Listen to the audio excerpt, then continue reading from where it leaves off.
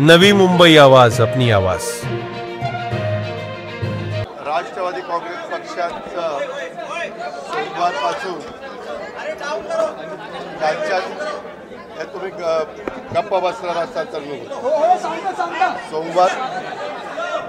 सोमवारपासून आमच्या 36 जिल्ह्यांच्या आढावा बैठका वेगवेगळ्या जिल्ह्यातल्या जिल्हा परिषदा, तालुका पंचायत, महानगरपालिका, नगरपालिका, नगरपंचायतीच्या चालू आहे। उद्या शेवटचा दिवस आहे।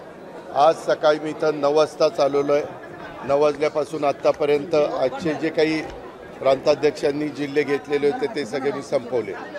दुपारी तुम्ही मला काही प्रश्न विचारत होता, मला त्याबद्दल एवढं सांगायचं आहे की जे काही आता TV वेगवेगळ्या चॅनलला चाललेलं आहे त्याबद्दलची पूर्ण माहिती मला काही नाही आहे। माझा त्या गोष्टीशी डायरेक्ट अजित पवार म्हणून दुरान्वयी देखील संबंध नाही। मला 35 वर्ष महाराष्ट्रातली जनता ओळखते। त्या संदर्भामध्ये मी उलट या निमित्तानं संपूर्ण माहिती घ्यायचं ठरवलेलं आहे। कारण मागे एकदा 3-4 महिन्यापूर्वीची गोष्ट असेल की अशा पद्धतीचं काहीतरी चाललं आहे असं कानावर आलं, त्यावेळेस मी सांगितलं की असलं काही चुकीचं केलेलं मला चालणार नाही। असल्या कुठल्याही चुकीच्या गोष्टी कुणी पण करू नयेत अशा स्पष्ट सूचना मी दिलेल्या होत्या। परंतु त्याच्यानंतर परत काय झालं ते काही मला माहिती नाही। परंतु आता चॅनलमध्ये वेगवेगळ्या त्या जमिनीच्या बद्दल बरंच काही सांगितलं जातं। त्याची इत्थंभूत माहिती काय डॉक्युमेंट्स आहेत, काय नाही, कुणी परवानगी दिली, कुणी नाही, मी आपल्याला सांगतो, मी आजपर्यंत कुठल्याही माझ्या जवळच्या किंवा लांबच्या नातेवाईकांच्या संदर्भामध्ये कुठंतरी त्यांना फायदा होण्याच्या करता एकाही अधिकाऱ्याला कधी फोन केला नाही किंवा कधी सांगितलेलं नाही। उलट मी या निमित्तानं महाराष्ट्रातल्या जनतेला नाही, परंतु उपमुख्यमंत्री म्हणून अधिकारी वर्गांना, कर्मचाऱ्यांना सगळ्यांना सांगेन की जर माझ्या नावाचा वापर करून कुणी चुकीचं करत असेल किंवा त्याच्यामध्ये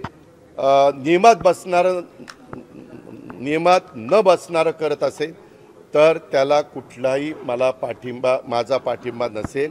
मी फार कायद्याच्या नियमाच्या चौकटीमध्ये राहून काम करणारा कार्यकर्ता आहे, हे आपल्याला सगळ्यांना माहिती आहे। आणि त्याच्यामुळं मी आता मला आज कुणीतरी दुपारी मगाशी एक दाखवलं, मुख्यमंत्री म्हणाले की ह्याची चौकशी मी करतो। जरूर मुख्यमंत्र्यांनी चौकशी करावी, तो त्यांचा अधिकार आहे। जर उद्या कुठल्याही बाबतीमध्ये कुणी काही तक्रार केली तर चौकशी करून त्याची शहानिशा करणं, त्याच्यातली सत्यता पडताळून बघणं आणि त्याच्यामध्ये काय नक्की घडलं आहे ते त्या ठिकाणी पाहणं हे सरकारचं कामच आहे। पण आत्तापर्यंत मी दिवसभर इथं असल्यामुळं मी त्याची माहिती घेतली नाही। मी त्याची माहिती घेऊन परत तुम्हाला उद्याच्याला भेटीन संध्याकाळीचा, कारण मला पण उद्या दिवसभर काम आहे आणि त्याच्यामध्ये संपूर्ण माहिती काय झालं आहे, कसं झालं आहे, कुणाबरोबर डॉक्युमेंट झाले, ते कायदेशीर आहेत का, ते नियमात बसतात का, ह्या सगळ्या गोष्टी माहिती घेऊन वस्तुस्थिती तुमच्यासमोर सांगेन।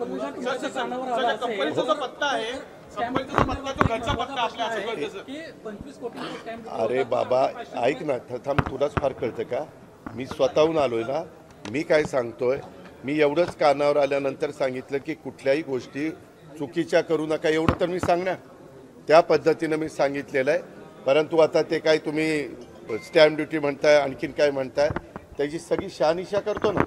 कारण मीच आज राज्याचा अर्थमंत्री म्हणून काम करत असताना कुठल्याही व्यवहारात कुणी टॅक्सच्या बाबतीत नियमाप्रमाणेच वागलं पाहिजे। टॅक्सच्या बाबतीत नाही, सगळ्याच बाबतीमध्ये नियमाप्रमाणेच गोष्टी झाल्या पाहिजे।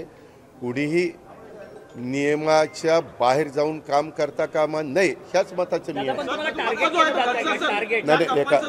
एक मिनिट, माझ्या घरचा नाही, तो बंगला पार्थ अजित पवार यांच्या नावाने आहे, त्याच्यावर तो पत्ता त्याचा आहे, समजलं का?